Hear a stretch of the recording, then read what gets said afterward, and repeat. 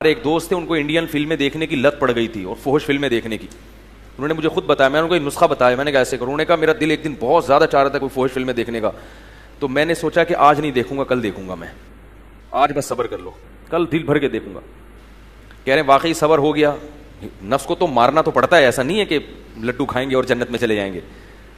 کہہ رہے میں نے ہمت کی, میں نے کہا یار بس کل دیکھ لیں گے نا, کوئی بھاگا تھوڑی جا رہا ہے کمپیوٹر یا انٹرنیٹ. آج صبر کر لو, ادھر ادھر گھومو پھرو, گٹکے کھاؤ, کہیں نکل جاؤ, کہیں سو جاؤ, ایکسرسائز کر لو, تھکا دو اپنے آپ کو تاکہ نیند جلدی آ جائے. کچھ بھی کر لو, کسی بھی طریقے سے اس گناہ سے آج جان چھڑا لو کل. کیونکہ پتہ کیا ہوتا ہے, جب آپ کہتے ہیں نا کبھی نہیں کروں گا, تو شیطان کہتے ہیں پھر تو تیری زندگی کا مزہ کرکرا ہو جائے گا. بھائی کیسی پھیکی پھیکی زندگی ہوگی یار. تو وہ صاحب کہنے لگے میں نے کہا کہ آج نہیں کروں گا, کل لازمی کروں گا. کہہ رہے ہیں اگلے دن پھر جب گناہ کا خیال آیا, میں نے کہا آج نہیں کروں گا, کل لازمی کروں. کہہ رہے ہیں خدا کی قسم وہ گناہ مجھ سے چھوٹ گیا جس گناہ کے بارے میں یہ سمجھتا تھا کہ کبھی بھی نہیں چھوٹے گا. تو شیطان کو آپ نے, جو ٹوپی شیطان آپ کو کرا رہا ہے, آپ نے اس کو پگڑیاں کرانا شروع کر دی.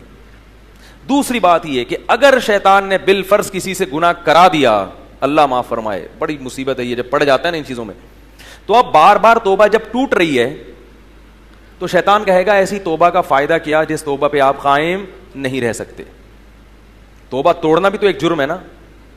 تو شیطان کو یہ بتا دو کہ توبہ توڑنا تو جرم ہے, اس توبہ توڑنے پر معافی مانگنا یہ جرم نہیں ہے. توبہ توڑتے ہوئے شرم آنی چاہیے, دوبارہ جوڑتے ہوئے شرم نہیں آنی چاہیے. ہاں جرم کی نوعیت بڑھ گئی, ایک پہلے جرم کیا تھا اور ایک توبہ جو توڑ دیا ہے, تو جیسے اس جرم کی سزا اللہ سے معافی مانگنا, اس جرم کی سزا بھی اللہ سے معافی مانگنا, اور تگڑی معافی مانگو. بار بار بھی توبہ کر کے اگر آدمی توبہ کرتا رہے گا تو توبہ 100 دفعہ بھی کرے گا نا توبہ, تو 1000ویں مرتبہ بھی توبہ کرے گا تو اللہ تعالیٰ اس بیس پر توبہ کو رد نہیں کریں گے کہ تو پہلے 10 دفعہ یہ توبہ توڑ چکا ہے یا 100 دفعہ توڑ چکا ہے. تو شیطان کیا کرتا ہے کہ پہلے تو گناہ کرواتا ہے, پہلے کیا کرتا ہے, اور اس امید پہ کہ بعد میں توبہ کر لینا. حالانکہ یہ توبہ کی امید پہ گناہ کرنا ایسے ہے جیسے اپنے آپ کو زخمی کرنا, اس امید پہ کہ بعد میں علاج کروا لوں گا. او بھائی علاج تو ایک مجبوری ہے, اب زخمی ہو گئے تو علاج کرو, یہ تھوڑی کہ اس نیت سے اپنے آپ کو کاٹتے رہو کہ میں علاج کرا لوں گا. تو پہلے تو شیطان کیا کرتا ہے, گناہ کرواتا ہے اس امید پہ کہ بعد میں کیا ہے, توبہ کر لینا. اس کے بعد پھر جب گناہ ہو گیا, کبھی آپ نے کسی عالم کا, بزرگ کا بیان سنا, توبہ کا خیال آیا, توبہ کی, شیطان پھر گناہ کرواتا ہے کہ دوبارہ توبہ کر لینا. بھائی کر لی تھی نا ایک دفعہ, معاف ہو گیا تھا نا, اللہ نے تو وعدہ کیا, تو ایک اور دفعہ کر لو. آدمی کہتے چلو یار ایک دفعہ کرو, جلدی سے توبہ کر لوں گا میں. پھر گناہ کروا کے پھر توبہ, پھر گناہ کروا کے, جب کئی دفعہ ایسے ہوتا ہے تو انسان کہتا ہے کہ یار میں توبہ پہ قائم نہیں رہ سکتا, چھڑ پرے ان چیزوں کو, چھوڑو یہ مولویوں کی بنائی ہوئی باتیں, ہم لوگ دین پہ نہیں چل سکتے, رہن دے یار.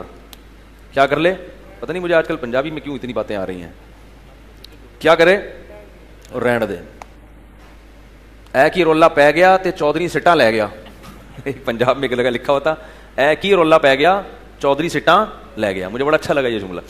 تو شیطان کیا کرے گا کہ وہ کہے گا کہ بار بار توبہ توڑتے ہوئے تجھے شرم نہیں آتی, لہذا اب توبہ کرنے کی ضرورت نہیں ہے, اب ایک دفعہ جی بھر کے گناہ کر لے, جب دل بھر جائے آخر میں ایک ہی خاندانی توبہ کر لینا جو سب کی طرف سے کیا ہو جائے گی, کافی. ورنہ بار بار توبہ توڑنے سے قوت ارادی بھی خراب ہو رہی ہے, کانفیڈنس آپ کا لوز ہو رہا ہے, ٹھیک ہے نا, قوت فیصلہ پہ زد پڑ رہی ہے, اور گناہ تو ایسے بھی نہیں چھوٹ رہا, اور توبہ توڑنے کا ایک مستقل گناہ اپنے سر پہ اور لاتے جا رہے ہو.